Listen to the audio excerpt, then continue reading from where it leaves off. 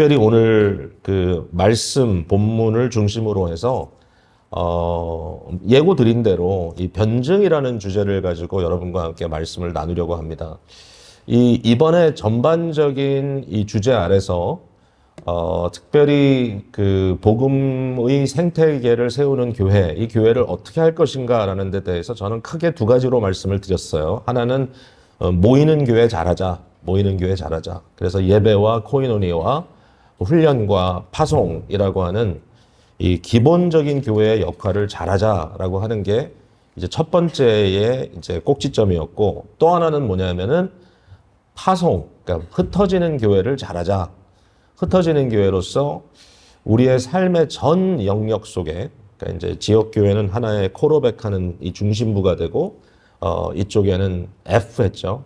포커스 할 때 F는 family, 가정. 우리 가정 안에서 어떻게 우리가 가정의 장로로, 가정의 집사로, 가정의 목사로, 특별히 우리 가정의 부모된 입장에서는 너무나 귀중한 영혼으로 우리에게 청지기에게 맡겨주신 이 교인들, 우리 가정교회의 교인은 우리 자녀들이잖아요.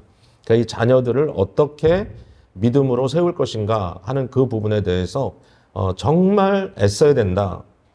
여러분, 이제 저희는 우리 자녀들이 이제는 뭐 말한다고 듣는 그런 나이가 벌써 아닙니다. 이제 큰아들은 벌써 결혼해서 아들이 셋이고, 둘째 아들은 이제 내년 1월에 결혼할 것이고, 셋째 아들은 지금 이제 27세, 26세가 돼서 이제 성인이니까, 뭐 자기가 마음대로 하고 싶은 거 다 할 수밖에 없는 이제 그런 때가 됐는데, 어떻게 이 자녀들에 대한 책임을 다하냐?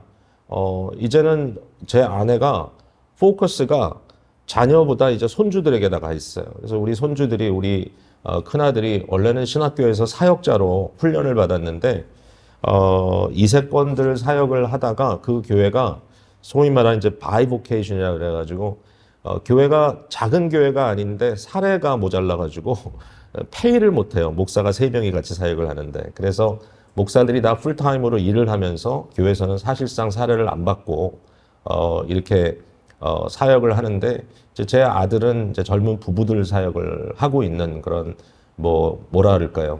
뭐 정식으로 우리가 패스토라고 불러야 될지 모르겠지만 신학교는 다 나오고 지금 사역을 하고 있는데, 어린 친구들이 있는 교회지만 그래도 교육부가 이렇게 아무래도 이세권들이 모이다 보니까 탄탄하지 않아서 제 아내가 그 손주 8살, 그리고 5살, 아니 8살, 6살, 그리고 3살 이렇게 어린 아이들인데, 이제 얘네들을 어떻게 할까? 그래가지고 이제 저희 교회, 이제 우리 그 아들 가정은 다른 교회를 섬기지만 제가 섬기고 있는 교회, 금요일 밤마다 아이들을 위한 아와나 프로그램을 하는데, 제 아내가 아이들을 직접 챙겨가지고 일찍 데리고 와서 걔네들을 위해서 다 모든 프로그램 하도록 도와주고 밥도 먹이고 이러고 끝나면 또 데려가도록 하고.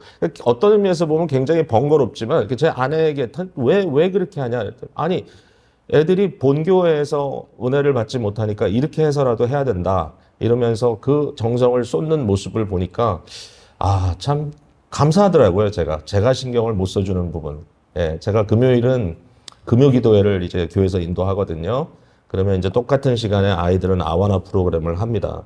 금요기도회가 끝나면 이제 예배 그 집회가 끝나면 실내 불을 끄고 음악을 틀어주고 각자 개인 기도하는 시간을 가지면, 저는 이제 강단에 저희는 강단이 이렇게 크지 않고 강단이 작습니다. 이렇게 한 단계를 더 올려놨기 때문에. 그래서 거기 앞에 앉아가지고 강단에서 기도를 하는데, 요즘엔 제가 너무 행복한 게 있어요. 우리 손주들이 기도해달라고 그 깜깜한 그 시간에 저 뒤에서부터 앞으로 올라와요. 사람들 다 기도할 때. 그것도 이제 우리 와이프가 시킨 거죠. 예, 할아버지한테 가봐라. 좋은 일 있을 거다. 그래가지고 처음에는 첫째만 와가지고 기도를 받더니 이제는 둘째, 셋째 다 올라와가지고 그냥 그거 보면서, 제가 그런 모습을 볼 때, 제가 왜 좀 더 우리 아이들이 어렸을 때 이렇게 못했을까? 왜 우리 아이들이 어렸을 때 이렇게 못했을까? 너무 안타까운 거 있죠? 너무 안타까운 거 있죠?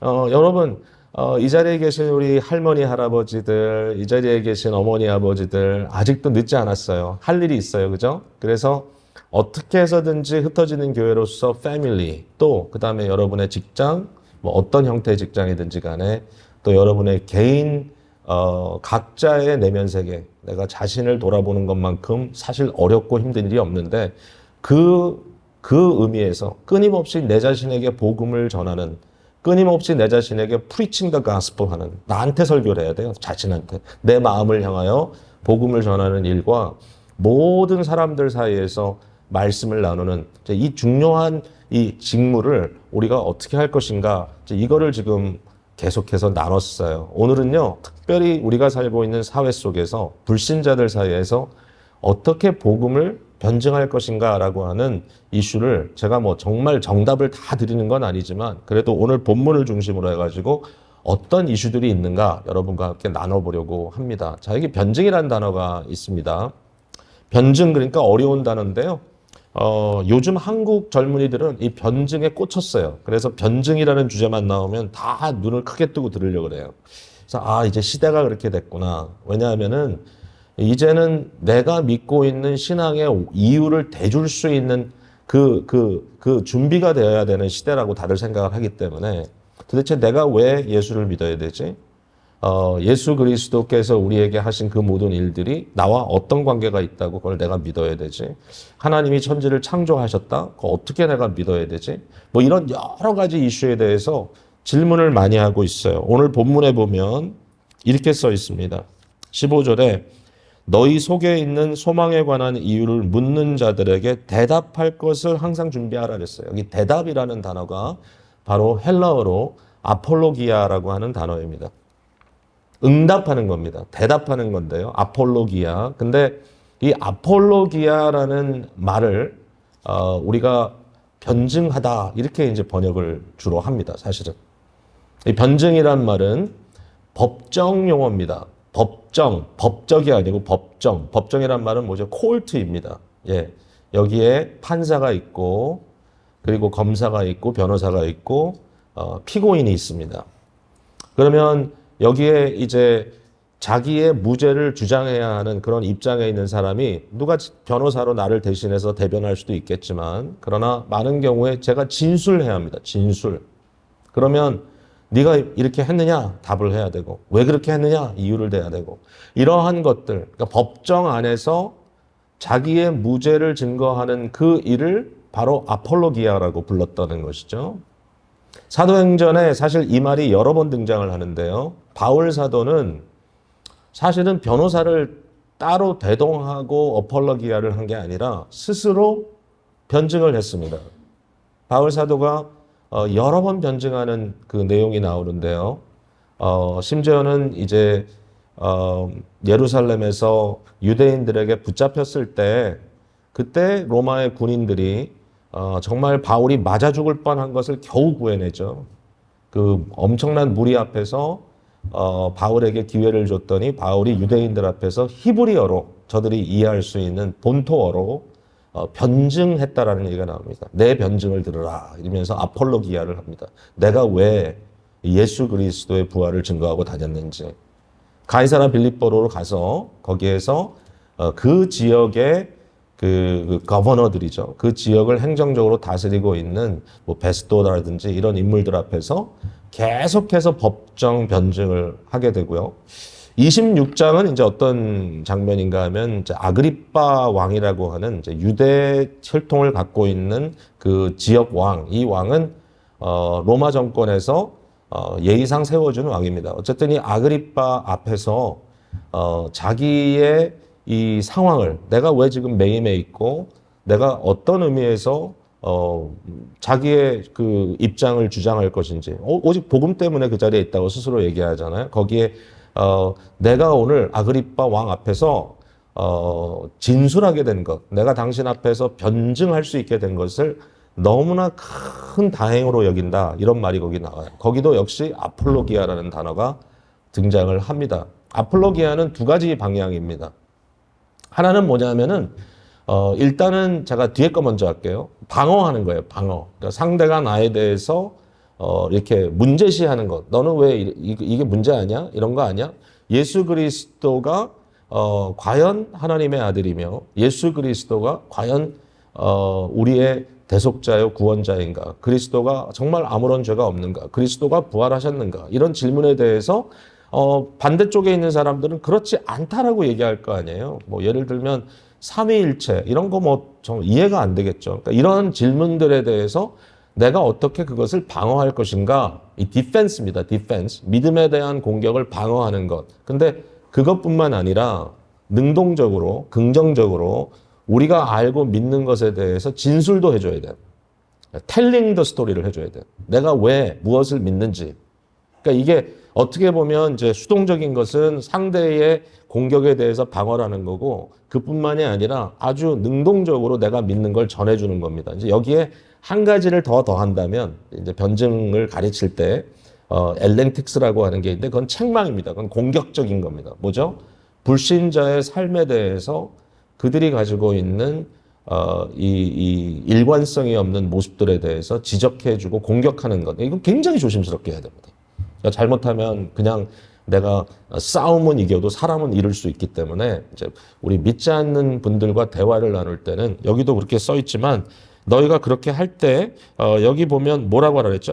온유와 두려움으로 하라 그랬어요. 온유와 두려움으로 절대로 내가 우위에 있다라고 하는 그런 교만한 자세를 가지고 불신자들을 난도질하듯이 공격하는 게 아니라 마치 정치 디베이트하는 이런 거는 불필요합니다. 아무리 입심이 좋아가지고 상대를 제압한다 할지라도 그 사람들이 절대로 믿고 수긍하는 게 아니에요. 그냥 꼴불견이죠. 그 사람 눈에는. 그래 너 잘났어. 이러고 가버립니다. 그래서는 안 되고 어떻게 해서든지 그분들의 문제를 아주 친절하게 그러나 단호하게 분명하게 이것을 오픈해 줘야 되느냐. 이 되게 중요하거든요. 어려운 일이죠. 일반인들이 과연 할 수 있겠느냐는 질문이 있지만 완벽한 건 없어요. 어떻게 해서든지 모든 분들이 이 자리에 계신 분들이 심지어는 이제 부모들이 어떨 때는 믿지 않는 자녀들에게서부터 반박을 받는 경우도 있잖아요. 엄마 아빠는 왜 이렇게 교회를 나가? 그런 경우도 있잖아요. 그러면 뭐라고 답을 할 것인지. 예? 그러니까 그런 것들을 너무 이렇게 일상적인 사실 별로 울림이 없는 그런 대답을 할 게 아니라 뭔가 한마디 말을 던져도 자다가 갑자기 생각날 수 있는 말을 한마디씩 준비해야 되는 거예요. 그게 되게 중요한 거예요. 그러니까 이걸 어떻게 할 건가? 제가 오늘 답을 다 드리진 않을 거예요. 그래도 적어도 몇 가지 중요한 게 있다는 걸 말씀을 드리겠습니다. 자, 불신자의 만남에는 기억해야 될 4가지 지점이 있습니다. 이 4가지를 여러분이 기억해야 돼요. 빨리빨리 갈 거예요. 제가 오늘 예배 때 설교는 좀 짧게 하기로 결심을 했어요. 왜냐하면 어젯밤에 피드백을 받았는데 설교가 길었다는 피드백을 받았어요. 나가시는 교우 한 분에게. 그래서 오늘 예배는 짧게 하고 교제하고 아주 화끈하게 Q&A하고 그렇게 할 생각입니다. 자, 들어보세요. 첫 번째는 뭐냐면은 접촉점입니다. 접촉점.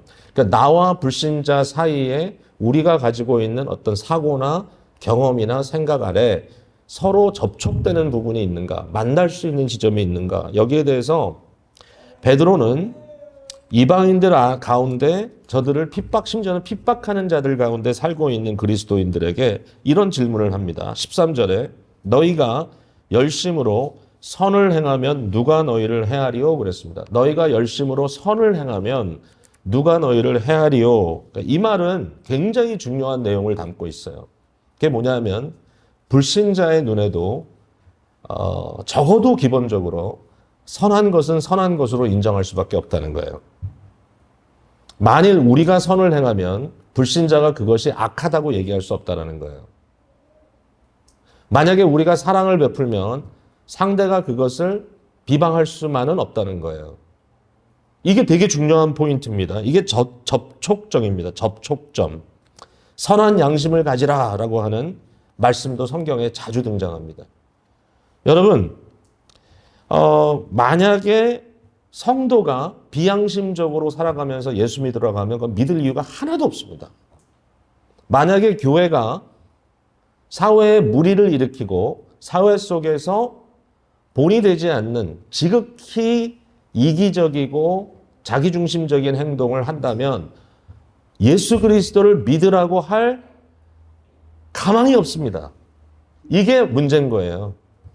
지금 우리가 세상을 욕하고 비방할 이유가 없는 부분이 뭐냐면은 그리스도인들이 바로 이 부분에서 오해를 갖고 있다는 거예요. 마치 내가 믿는 신앙은 세상이 판단하는 선과 악의 기준을 초월하는 거라고 생각하는 사람들이 있어요. 여러분 최근에 아틀란타에서 어떤 이단 집단이라고 해야 될지 모르겠지만 안찰기도 한다고 애들 데려다가 두들겨 패가지고 죽였습니다. 이 사람들은 어마어마하게 헌신된 사람들이에요. 기독교라고 스스로 불러요. 선교단체라 그래요. 근데 그 안에서 이런 일들이 벌어졌을 때 우리 생각에는 저게 뭐지? 그러는데 적어도 그러한 소위 영적이라고 하는 집단 속에 들어가 있는 사람들의 마인드 속에는 자기네들은 이것을 성령 안에서 하나님과 어떤 특별한 교통 속에서 하고 있기 때문에 세상이 이해하지도 못하고 세상이 거기에 대해서 비방한다 할지라도 나는 할 수 있어 라고 생각합니다. 여러분, 설명할 수 없는 것들이 너무 많아요. 교회 안에서 아주 이해할 수 없는 행동들이 이루어지는데 그럼에도 불구하고 마치 그것이 아무 일도 아닌 양 자행되고 있어요. 설명을 못해요. 세상 앞에. 이게 뭔지. 여러분, 기독교라고 하는 것이 전반적으로 비상식적인 것입니까? 여러분, 심지어는 너무 어려운 삼위일체라도 아니면 예수 그리스도의 부활 사건이라도 우리가 이성적으로 적어도 어느 정도는 합리적으로 설명할 수 있는 게 있어요. 설명을 해야 하고 물론 설명을 한다고 그 사람 믿는 건 아니에요. 여러분이 그건 이해해야 돼. 그 마음 중심에 성령의 역사가 있어야만 믿어요. 믿음은 성령께서 이루어 주시는 선물이에요. 그러니까 절대로 내가 할 수 있다고 생각해서는 안 되지만 그러나 적어도 우리가 성령의 도구로 말씀을 전달하는 하나의 수단은 돼야 되는 거예요. 그걸 해야 돼. 근데 그런 것과 전혀 상관없는 비상식적이고 비합리적이고 비이성적인 행동들을 하면서 마치 그것은 해도 된다라고 생각하는. 왜? 나는 크리스찬이니까. 그럴 수 없다라는 겁니다. 크리스찬이기 때문에 양심적이지 않은 일, 크리스찬이기 때문에 선치 않은 일을 한다고요? 여러분, 교회 리더라고요, 목사들이 아주 교권과 자기 권위주의에 빠져가지고 정말 세상에서도 비방받을 수밖에 없는 그런 행동들을 하면서 합리화시킵니다. 무슨 합리화죠? 주의 일을 하니까 된다. 거기서부터 틀려지는 거예요. 뭐가? 접촉점이 깨지는 거예요. 접촉점이 깨지면 대화가 안 돼요. 이게 너무너무 중요합니다. 여러분, 세상에서 선한 증거를 받지 못하면 전도가 안 돼요. 바울 사도가 뭐라 그랬어요? 디모데전서 3장에 교회의 감독으로 세우는 자, 교회의 집사로 세우는 자들에 대해서 이 세상에서 외인들에게, 밖에 사람들에게 선한 증거를 받는 자여만 한다 얘기하잖아요. 여러분, 우리는 지금 뭘 원해요? 시크릿 커뮤니티를 만드는 겁니까? 비밀 집단을? 그래서 특별한 사람들만 여기 들어오기를 원하나요? 아니요. 뭔가 인생에 찌들고 고민하는 사람들이 답을 얻기를 위하여 누구든지 이곳에 찾아와서 그리스도의 보좌로부터 흘러나오는 진정한 생명수를 마시게 되기를 원하지 않나요, 여러분? 근데 왜 그 생명수를 자꾸 흐트러져나요? 왜 거기다 이상한 걸 타요? 그러니까 이런 부분에 대해서 우리가 한번 깊이 고민을 해봐야 된다는 거예요. 여러분, 전도는 내 방법대로 사람들을 제압하는 게 아니에요. 공감대를 만드는 거예요. 세상 앞에 비춰주는 우리의 선의 가장 중요한 것은 뭐냐면은 소위 통전성입니다. 이거 인테그리티, 어려운 말이죠. 인테그리티란 말은 뭐냐면 내가 믿는 것, 내가 입으로 고백하는 것과 나의 삶에 맥이 통해야 된다는 거예요. 네? 세상에서는 정말 사기치고 등쳐먹고 떼어먹고 그러면서 하나님이 나에게 복 줬다 이런 식으로 생각하는 정말 어처구니 없는 미신 같은 종교를 가지고 기독교라고 떼를 쓰는 경우가 많아요. 여러분, 무조건 부자 됐다고 복 받은 거 아니에요. 옛날에는 이상한 간증들 많이 했어요. 제가 오늘 교회를 오는데 그냥 깜빡 내가 실수를 해가지고 빨간 불 신호가 들어왔는데 그걸 모르고 쫙 지나갔다라는 거예요. 근데 뭐라고 간증하시는가 아세요? 그 옆에 경찰이 바로 서 있었대. 근데 주께서 경찰의 눈을 멀리 가시사 내가 거기를 통과했는데 안 잡혔다고 할렐루야 하면 한단 말이죠. 여러분, 그런 식으로 간증하는 거 이제 안 돼요. 예. 여러분, 그런 것들을 가지고, 하나님이 매번 그러시나요? 매번 그러시나? 아니잖아요. 여러분, 잡힐 때도 있잖아요. 잡히는 게 당연하잖아요. 잡혀야 공정하잖아요. 내가 잘못했으니까. 근데 그것을 공정하지 않게 했음에도 불구하고 그것이 도리어 하나님께서 나를 복 주신 것이다라고, 예? 다 망했는데 나만 성공했어요. 그거 간증이라고 해, 그런 거를. 예? 여러분, 그런 간증하지 마세요. 세상 사람들이 보면 이해를 못 한다니까요. 그런 심보를. 예? 다 망했는데 나만 괜찮아. 다 망했는데 나만 괜찮으면 내가 뭔가를 잘못한 거예요. 깊이 고민해 봐야 돼. 불신자들의 문제는 사실은 선을 모르는 게 아니에요. 진리를 모르는 게 아니고, 로마서 2장에 보면 그들이 1장 2장에 보면 그들이 하나님을 안다 그랬어요. 1장에. 그들 마음속에 하나님을 알만한 것이 있다 그랬어요. 문제는 뭐냐면 그것을 자기의 고집과 죄악된 안목으로 이렇게 서프레스, 억누른단 말이에요. 억누른다. 불신자가 모르는 게 아니에요. 알아요. 저들도 하나님의 형상으로 지음받았기 때문에 압니다. 뭐가 선한지. 그런데 문제는 뭐냐면 거기에 대해서 일관성이 없어요. 우리는 그것을 지적하는 거예요. 우리는 이것을 지적하는 거예요. 불신자도 좋은 게 뭔지 알아요. 근데 그게 하나님으로부터 왔다는 것을 인정하지 않아요. 어떤 신학자가 이렇게 얘기했어요. 불신자가 세상을 누리고 즐기는 것은 마치 내 집이 아닌 남의 집에 뒤들어가서 피크닉을 하는 것과 같다. 자기 집이 아닌데 피크닉을 해요. 야, 여기 좋다. 기가 막히다. 알고 봤더니 하나님의 집인데. 하나님께서 주신 동산인데. 그것을 주인을 인정하지 않고 하나님을 인정하지 않고 그냥 누리는 거예요. 그게 문제예요. 여러분, 하나님이 얼마나 선한 분이에요. 우리를 다 붙들어주고 계세요. 하나님이 지금도 우리를 붙들어주지 않으면 우리는 실족하고 멸망받을 수밖에 없어요. 불신자의 모습은 마치 뭐와 같은가 하면은 아버지 품에 이렇게 안겨있단 말이에요. 아이가. 아버지가 이 품에 앉은 아이, 어린아이를, 이 연약한 아이를 놓으면 어떻게 됩니까? 놓으면 다칩니다. 심지어는 죽을 수도 있습니다. 크게 떨어지면. 근데 지금 이렇게 안고 있는데 그 아기가 이 철이 없어가지고 자기를 안고 있는 아버지의 뺨을 탁탁 때리는 거예요. 여러분 가끔 애들이 그렇게 부모한테 못된 짓 하잖아요. 몰라서 하는 거죠. 근데 막 탁탁 때립니다. 여러분 만약에 아버지를 탁 쳤는데 아버지가 그래? 먹어봐라. 그래서 탁 놓으면 어떻게 됩니까? 불신자의 삶은 자기를 지켜주고 있는 하나님의 품 안에 자기가 있다는 사실을 모르고 하나님의 얼굴에 뺨따기를 치는 것과 같아요. 불신자의 삶은 사실은 거기에 하나님의 역사가 없는 게 아니에요. 우리가 그걸 일반 은총이라고 불러요. 선한 자나 악한 자나 비도 주시고 해도 비춰줍니다. 오늘 날씨 좋잖아요. 불신자들도 즐기고 있어요. 근데 이게 하나님의 은혜인 줄을 몰라. 그게 문제인 거예요. 자, 이게 너무너무 중요하다는 사실을 여러분이 기억해 주시기를 바랍니다.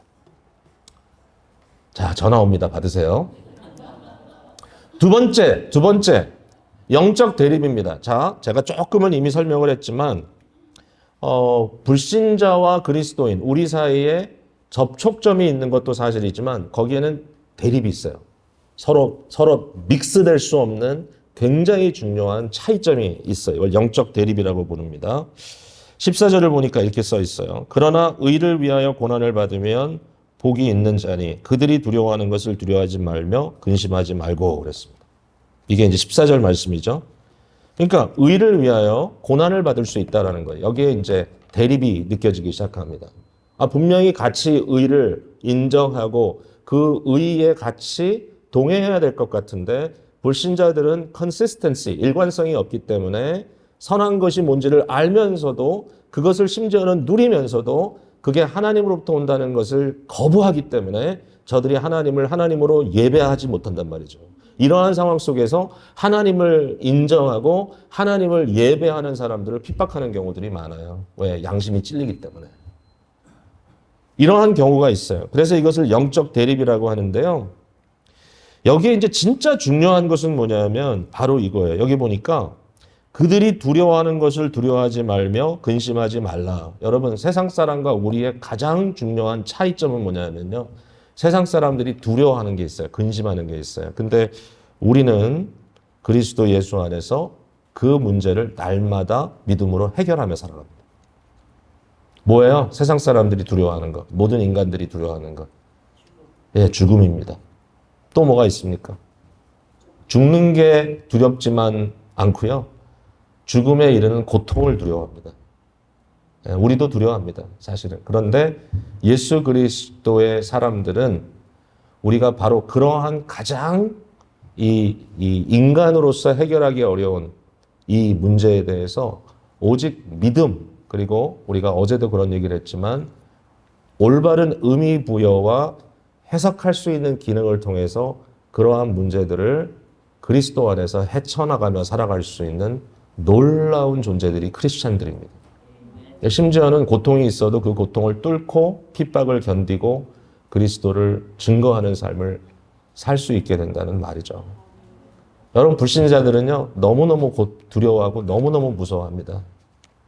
예, 모든 사람들에게요, 멱살 잡고 너 죽을래? 하면 다 벌벌 떱니다. 총을 머리에 갖다 대고 내가 너 쏠 거야 그러면 그냥 그 자리에서 바지에다 오줌 싸고 두려워합니다. 그걸 피할 길이 없어. 믿는 사람들도 마찬가지겠죠. 많은 경우에. 근데 생각을 해요. 믿는 사람들은. 심지어는 과거에 수많은 그리스도인들이 의를 위하여 어마어마한 핍박과 고난을 받았고 심지어는 죽음에 몰렸지만 담대하게 그 죽음을 맞아들일 수 있는 것이 특별히 초대교회 로마 사회 속에 그리스도인들을 보고 가장 놀랐던 것이 처음에는 구경 삼아서 그들을 잡아 죽이는 것을 재미있다고 봤는데 사자의 밥이 되며 죽어가는 그 과정에서도 함께 부둥켜 안고 찬송 부르며 마지막을 맞는 크리스찬들을 보고 불신자들의 마음이 움직였던 거예요. 도대체 얘네들은 뭐야? 어떻게 저럴 수가 있지? 제가 필라델피아에서 지금 LA잖아요. 이 LA 쪽이잖아요. LA까지 이제 집회를 인도하러 오는 한 상황에 있었습니다. 그러니까 이번이 아니고 이제 이전 일입니다. 근데 그때는 비행기를 직행으로 못하고 시카고에서 비행기를 갈아타고 오는데요. 제가 시카고에서 갈아타는 그 비행기에 저는 윈도우 시트에 앉고요. 옆자리는 비었었어요. 그리고 저쪽에 아일 시트에 조금 있다 보니까 한 잘생긴 백인 남자 하나가 와서 앉더라고요. 이 사람은 보니까 키가 훨씬 큰데 그런 사람들 그 비행기 타서 이렇게 앉아 있는 거 보면 되게 불쌍하죠. 어쨌든 참 잘생긴 아주 쫙 빠진 그런 백인 청년 하나가 거기 옆에 딱 앉았는데 서로 이제 가는 길에 대화를 하게 됐어요. 뭐 적어도 한 4시간 이상 날라와야 되니까 두 사이에 이제 이런저런 얘기 하다가 여러분 미국에서는 그 직업에 귀천이 없다고 그러잖아요. 직업에 귀천이 없는데도 꼭 모르는 사람을 만나면 직업이 뭐냐고 물어봐요. 참 신기하더라고요. 미국 사람들 얘기하면 꼭 그 얘기가 나와요. What do you do? What do you do for a living? 그게 이제 흥미로운 거예요. 그래가지고 이제 이분이 저한테 너는 뭐 하는 사람이니? 이렇게 물어보는 거예요. 제가 뭐 LA를 왜 가냐? 뭐 이런 얘기도 하다가 제가 이제 만약에 피곤해서 이제 이 사람하고 더 얘기하고 싶지 않아. 이제 자야 되겠어. 그러면 제가 뭐라고 답을 하면 되냐면 나는 목사다. 그럼 그다음부터 아무 말을 안 걸어요. 일반적으로. 자면 되겠네. 자면. 근데 이제 대화를 좀 끌고 나가기를 원하면 이제 제가 좀 이제 떡밥을 이렇게 줘야 돼요. 그러면 뭐라고 제가 얘기하면 나 교수야. 그러면 뭘 가르치는데? 이렇게 나옵니다. 거의 이건 그대로 가요. 그러면 이제 제가 내가 뭐 theology를 가르친다 이러면 벌써 얘가 그게 뭐지? 뭐 이상한데? 이렇게 나오잖아요. 그래서 제가 얘기를 딱 합니다. 그래서 나는 종교와 철학을 가르치는 사람이야. 틀린 말 아니거든요. 제가 변증학도 가르치고 철학도 가르치고 신학도 가르치고 그러니까 제가 거짓말하는 건 아니에요. 예? 그러나 무슨 답을 하는지 굉장히 중요해요. 그 순간에. 그러니까 이 사람이 뭐 철학 이런 얘기하면 굉장히 흥미로워요. 종교 이런 얘기하면 되게 흥미로워합니다. 이 사람들이. 그러면 이런저런 얘기를 물어봤어요. 자, 그 다음에 제가 물어볼 차례잖아요. 그 사람한테 야, what do you do for a living? 너는 뭐 하는 사람이냐? 물어봤더니 답을 줬어요. 제가 이분에 대해서 여러 가지를 알게 됐어요. 첫 번째, 이 사람은 직업이 연예인이에요. 근데 뭐 TV 이런 데 나오는 연예인이 아니고 할리우드에 있는 코미디 클럽에 가서 마이크 잡고 1시간씩 사람들 웃겼다 울렸다 하는 스탠드업 코믹이에요. 되게 똑똑한 사람들이에요. 아주 천재들이에요. 예? 예? 목사도 설교하는 거 힘들지만 저는 이 사람들이 훨씬 더 힘들 것 같아. 사람들이 이걸 왜 들어줘야 돼? 재밌게 안 하면 부 그러잖아요. 그러니까 너무 아주 굉장히 샤프하고 스마트한 청년인데 참 잘생기고 참 그렇더라고요. 근데 동시에 또 알게 된 게 뭐냐면 이 친구는 유태인이었어요. 근데 이제 연예계에 유태인들이 많아요. 시나리오 쓰는 사람도 많고. 근데 또 하나를 알게 된 게 뭐냐면 이 사람은 유태인인데 무신론자였어요. 신기하죠? 예.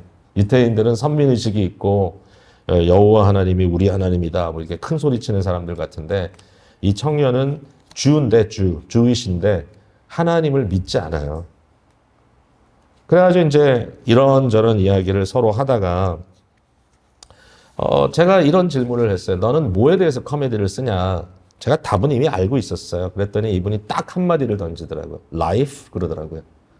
예, 인생에 대해서 코미디를 쓴다. 이 코미디가 그냥 코미디가 아니에요. 그냥 정말 헛소리만 하는 게 아니라 거기 뭔가 알맹이가 있어야 웃긴 거예요. 그래서 제가 뭔가 이렇게 대화를 풀어가는데 이 청년에게 이렇게 얘기를 했어요. 내가 보니까 이걸 뭐 당신이 생각할 때 종교적이나 뭐 철학적이라도 할 수 있겠지만 그러나 뭐 그렇게 복잡하지 않게 우리의 인간의 인생을 얘기하면 라이프를 얘기하면 나는 네 가지가 떠오르는데 너는 어떻게 생각해? 그랬더니 그게 뭐냐요, 네 가지가. 그래서 그 네 가지를 제가 설명해 줬어요. 자, 첫 번째는 뭐냐면 모든 인간들이 인생을 살아가는데 마음속에 세상이 해결해 줄 수 없는 배고픔과 목마름이 있다는 얘기를 제가 했어요. 뭔가 마음에 있는 갈망이 있는데 그게 잘 채워지지 않아. 뭔지 모르겠어. 두 번째는 이 세상에서 우리가 살아갈 때 다 노동을 하잖아요. 정신노동, 감정노동, 육체노동. 그래야 먹고 사니까. 그죠?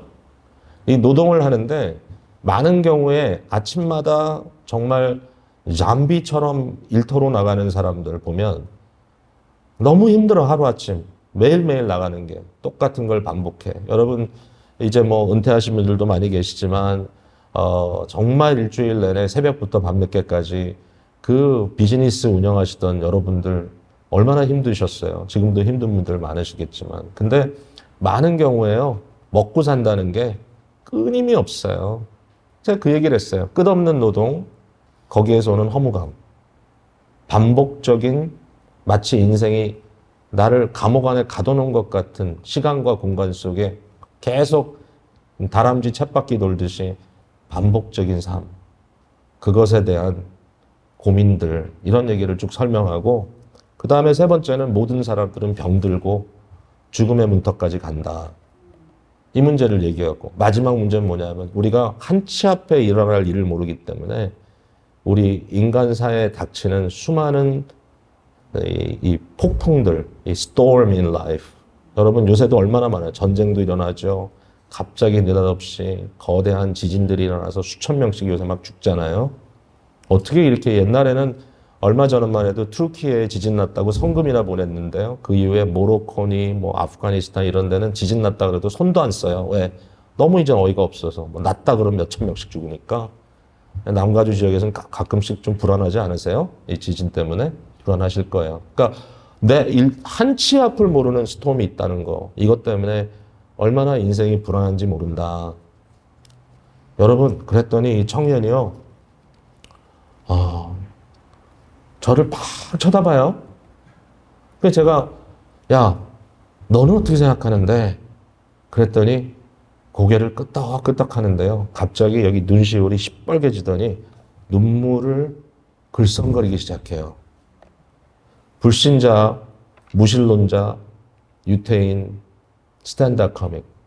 제가 이분한테 지금 무슨 얘기 했는지 아세요? 시편 107편을 설명해 준 거예요.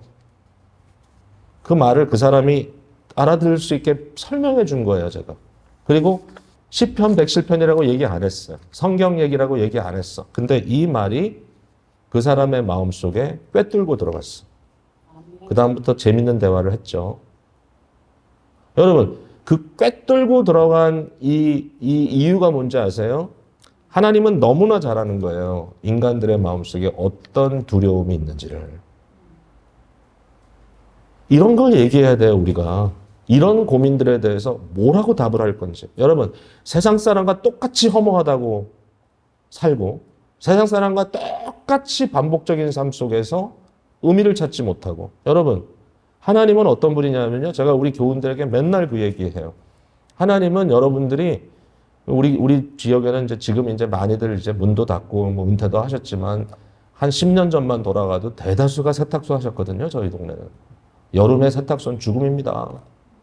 여기처럼 날씨가 또 이렇게 쾌적하지도 않죠. 거기는 막 한국처럼 찌는 여름인데 세탁소 안에서 뭐 에어컨을 터도 아무 도움이 안 돼. 양쪽에 그냥 문만 열어놓고 바람만 통하게. 뭐 아주 뜨거운 바람만 들어오는데 어떨 때는 히트 웨이브면 뭐 밖에 온도가 100도가 넘어가는데 그 안에는 막 120도, 130도 되는 데서 그냥 진짜 티셔츠만 입고 있어도 흠뻑 젖어가지고 그냥 막 스팀이 콱 올라오는 그곳에서 일을 하는데 무슨 의미가 있냐는 거예요, 그 순간에. 그걸 답을 줘야 되잖아요, 여러분. 사람들은 이렇게 생각합니다. 아, 우리가 열심히 일해가지고 그래도 몇 푼이라도 모아서 좋은 일을 위해서 헌금해야 되겠다. 내가 이것을 모아서 11조 드리고 감사헌금 드리고 선교헌금 드리면 하나님이 얼마나 기뻐하실까. 기뻐하시죠. 근데 제가 그래요. 하나님이 기뻐하는 것은 여러분들이 거기서 번 돈으로 헌금할 때 기뻐하는 게 아니라 여러분들이 그냥 일하는 게 아니라 청지기로 맡은 자로 가정을 위하여 여러분의 삶을 위하여 바울 사도가 디모데 전후서에 데살로니가 전후서에 그런 말을 반복해서 하잖아요. 뭐라 그래요? 너희 손으로 일하기를 힘쓰라. 왜? 외인들 앞에 단정히 행하고 궁핍함이 없게 하니라. 여러분 예수 믿는 사람도 왜 일해야 되는지 아세요? 돈 벌려고 일해야 돼요. 궁핍함이 없어. 그럼 뭐예요? 그걸 가지고 내 필요도 채우고 필요한 사람들에게 나눠줄 수도 있고. 왜 그렇게 열심히 일합니까? 그 일을 통해서 인간으로서 생산적인 삶을 당연히 사는 거예요. 제가 그렇게 얘기합니다. 여러분이 스티머 쫙 해가지고 그 스팀이 팍 올라올 때, 프레스 할 때, 여러분의 이 이마에서 땀이 퐁퐁퐁퐁퐁 쏟아져 나올 때, 바로 여러분의 이마에 땀방울을 보시고 하나님은 영광을 받으십니다. 왜 그 얘기를 못해요? 왜 그 얘기를 못해? 세상 사람들의 생각과는 너무 달라요. 먹고 살기 위해서 한다가 아니야. 우린 먹든지 마시든지 하나님의 영광을 위해서 한다 이렇게 얘기할 수 있는 존재들이잖아요. 네, 초월적인 이유가 있는 거예요. 힘들어도. 그래서 견디고 가는 거예요. 여러분 이런 것들이 크리스찬들이 누릴 수 있는 놀라운 은혜인데 세상은 몰라요. 세상은 몰라. 자, 빨리 갑니다. 세 번째는 뭐냐면 주인이 있는 삶입니다. 주인이 있는 삶. 여기 보니까 15절에 너희 마음에 그리스도를 주로 삼아 거룩하게 하고 너희 속에 있는 소망에 관한 이유를 묻는 자들에게 대답할 것을 항상 준비하되 그랬습니다. 온유와 두려움으로 하고. 자, 여기 앞부분에 너희 마음에 그리스도를 주로 삼아 거룩하게 하고. 여기 거룩하게 한다는 말은 구별한다는 뜻이고 그리스도만이 너희 마음속에 주인이 되어야 된다. 여러분 주인이 없는 존재는 사실 없어요. 모두가 다 주인이 있어요. 죄가 뭔지 아세요? 죄가 뭐냐면요. 내 마음에 내가 하나님이다. 이게 죄예요. 내 마음에 내가 하나님이다. 사탄은 끊임없이 그렇게 우리를 꼬십니다. 네가 하나님 되라. 네가 마음대로 해라. 네 마음의 보좌에 네가 앉아라. 근데 여러분 진짜 아이러니하게도요. 사탄이 그렇게 얘기할 때 사탄은 꽤가 대단하거든요. 그렇게 얘기할 때 네가 앉아라. 그렇게 말은 하지만 사실은 내가 앉을게 이 말이에요. 그거 어떻게 아시는 줄 아세요? 아담과 하와가 선악과를 따먹었을 때 뱀이 왔어요. 뱀은 모든 피조물 중에 가장 간교한 자라 제가 그랬죠? 아담과 하와에게 이렇게 얘기합니다. 물론 거기는 하와랑 얘기했다 그러지만 아담은 대표자이기 때문에 옆에 있었던 것과 마찬가지예요. 그들에게 얘기하기를 이 나무의 열매를 네가 먹을 때에는 너희 눈이 밝아져서 하나님과 같이 되겠다 이렇게 얘기를 합니다. 하나님의 말씀은 뭐였죠? 먹지 말라였죠. 먹을 때는 너희가 정령 죽으리라. 이것은 죽음이라고 하는 여러 가지 방면의 현실을 예고한 건데, 근데 그 순간에 이 뱀의 음성을 듣고 그 뱀의 음성에 현혹되었던 하와의 반응이 뭔가 보세요. 그 열매를 보았더니 하나님의 말씀에 의존하여 보았을 때는 먹으면 죽는 거예요. 독이에요, 독. 근데 사탄의 말에 의지해서 보았을 때는 먹음직도 하고 보암직도 하고 지혜롭게 할 만큼 탐스럽기도 해 보이는 거예요. 여러분, 뭐가 객관적인 겁니까? 뭐가 객관적인 건가요? 그 순간에 하와가 스스로 판단한 겁니까? 아니요. 사람은 의존적인 존재거든요. 그러니까 그 순간에 하와는 스스로 판단한 게 아니라 이미 사탄의 말에 넘어간 겁니다. 그래서 뱀의 말을 듣고 순종한 거예요. 청종이에요, 청종. 우리가 살아가면서 하나님의 말씀을 청종하느냐, 뱀의 말을 청종하느냐, 이 갈림길에서 항상 서서 어려운 문제를 안고 가죠. 예? 가인이 질투의 화신이 돼가지고 자기 동생 죽이겠다고 길길이 뛰고 있는데 하나님께서 가인에게 너 왜 그렇게 화가 났니? 그러면서 하시는 말씀이 죄가 너의 문 밖에서 지금 서서 너를 삼키려고, 너를 얻으려고 지금 거기에 웅크리고 있으니까 조심해. 이건 뭐예요? 죄에게 사로잡힌다는 거예요. 방심하면, 마음을 조금이라도 그쪽으로 열면. 근데 어떻게 했어요? 방심했죠. 자기가 결정했나요? 여러분, 아벨을 죽인, 동생을 죽인 이 범죄, 이것이 가인이라고 하는 한 인격적인 존재가 가히 할 수 있는 일인가요? 여러분, 안 되거든요. 그러나 죄의 이러한 이 설득에 그냥 넘어가 버렸어요. 그 감정이 쏟아져 버렸어요. 이게 인간의 모습이에요. 우리에게는 주인이 필요해요. 빈 집은 너무 위험해요. 우리 마음속에 그리스도가 주인이 된다는 사실을 끝까지 마음속에 항상 인정해야 돼요. 제가 한 번은 그때도 비행기 타고 갔네요. 저 아틀란타로 가고 있는데 제 옆에 그 네이비 그러니까 이제 그 해군 쪽에 거기에 해군도 비행기들 있잖아요. 항공모함도 있고 그 비행기 조종사 한 분이 거기 같이 탔어요. 그 군인인데 평생 그걸 했다는 거예요. 제가 너무 신기해가지고 별거 다 물어봤네요. 근데 그때 그 비행기 사고에 대해서 이야기를 했는데 이분이 저한테 굉장히 재밌는 얘기를 하더라고요. 비행기 사고가 나면 99%는 조종사의 실수랍니다. 기계 문제보다도 조종사의 실수가 99%랍니다. 비행기 사고. 이분이 그렇게 얘기를 해요. 하여튼 얘기를 했으니까 제가 믿어야죠. 그러니까 그만큼 누가 조정을 하고 있느냐가 중요한 거예요. 요새 그 말을 듣고 제가 비행기 탈 때마다 조종사 위해서 기도하는 거 있죠. 하나님, 조종사가 잘하도록 지켜주세요. 우리는 질그릇이지만 우리 안에 보배를 담고 있다 그랬어요. 우리의 주인 되신 그리스도 예수. 사람들이 우리를 볼 때, 쟤는 왜 저렇게 살지? 자기 마음대로 사는 게 아니라 누군가의 말씀에 순종하며 살아가는 주인 있는 삶을 살아가고 있다는 거. 가치관이 달라. 책임 있게 살아. 제가 첫날 얘기했죠. 데이비드 브룩스가 moral ecology에 문제가 있다고. 모든 인간들이 책임 없게 산다. 책임이라는 건 뭐예요? 나 외에 outside, 내 밖에 어떠한 선과 악의 기준에 대하여 인정하고 내가 선한 것에 대한 책임을 지고 살아가는 것. 당연히 해야 할 일을 하는 것. 이게 주인 없으면 안 돼요. 내가 주인일 때는 내가 하고 싶은 것만 해요. 이게 문제잖아요. 자, 마지막으로 복음적 대화입니다. 마지막 복음적 대화. 저는 설교를 짧게 하지 못하는 사람인가 봐요. 또 길어졌어. 여기 보니까 너희 속에 있는 소망에 관한 이유를 묻는 자들에게 대답할 것을 항상 준비하라 그랬어요. 여러분, 제가 이렇게 그냥 이 부분을 내줄게요. 이게 사실 제일 중요한데 어떻게 대화를 나눌 것인가. 이 부분은 여러분이 솔직해지지 않으면 안 돼요. 불신자와 대화도 솔직해야 돼요. 여러분이 어젠다를 가지고 뭔가 하고 싶은 얘기만 할 거면 대화를 시작하지 마세요. 그 사람들이 뻔히 알아요. 너무 중요해요. 자, 제가 제 이웃에 있는 분을 불신자라서 그분을 전도하고 싶어 마음에 기도하다가 집에 청했습니다. 자, 밥 먹으러 오세요. 한 번은 오지요. 오늘 너무 고맙습니다. 제가 이런 대접을 받아본 적이 없습니다. 아니요. 정말 오셔서 감사합니다. 근데 왜 부르셨어요? 그냥 이웃이니까 좋아서 불렀어요. 다음에 또 하죠. 근데 헤어졌다가 또 불렀어요. 이번엔 제가 불러야 되는데 또 이렇게 식사를 준비해서 대접해 주시니까 너무 감사합니다. 오셔서 감사합니다. 너무 귀한 만남, 항상 저 즐거워요. 당신하고 얘기하는 게 얼마나 재밌는지 몰라요. 당신의 인생 얘기하고. 저는 사실 배울 게 너무 많아요, 당신한테. 근데 또 왜 나를 부르셨어요? 사실은 이러면 안 됩니다.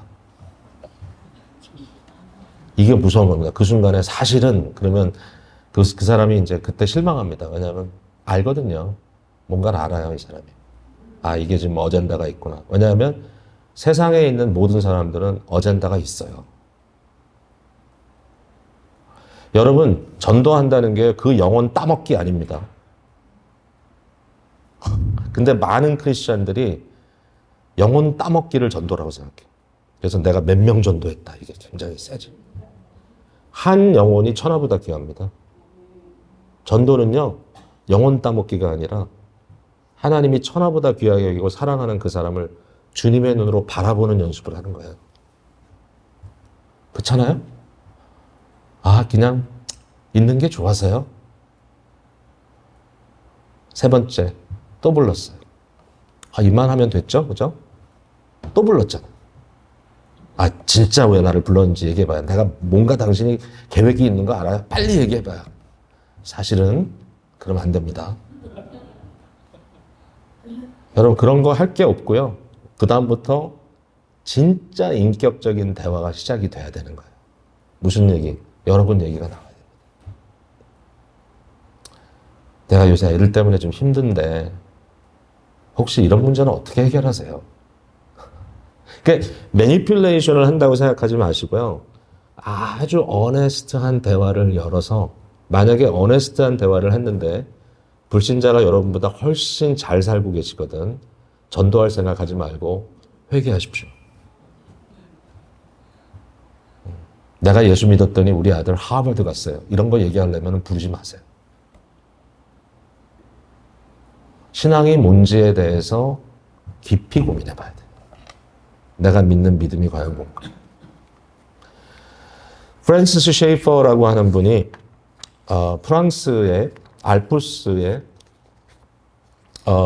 정말 아름다운 작은 샬레이를 짓고 거기에 라보리라고 하는 공동체를 만들었어요. 라보리라는 말은 피난처라는 뜻이에요. 쉘터, 라보리. 그래서 60년대 이후에 미국은 이제 히피 문화의 이제 회의주의적인 인생관이 세상을 덮었을 때 이제 젊은이들이 정말 자기 몸을 던져 죽으려고 하는, 자결하려고 하는 그 일보 직전에 찾아왔던 곳이 바로 라브리입니다. 라브리에 와서 인생을 논하기 시작하는데 프랜시스 셰이퍼는 그들에게 문명을 가르치고 철학을 가르치고 예술을 가르치고 예수가 아니고 예술 그리고 그 가운데서 성경적 세계관과 철학이 뭔지를 설파하기 시작했어요. 근데 그분이 그 라보리에서 강조했던 유일한 하나의 모토가 뭔지 아세요? 유일한 모토가 이거였어요. Honest answers to honest questions. 정직한 질문에 대한 정직한 답. 매니퓰레이션이 아닙니다. 영혼 따먹기가 아닙니다. 나의 어떤 승기를 잡기 위한 그러한 노력도 아닙니다.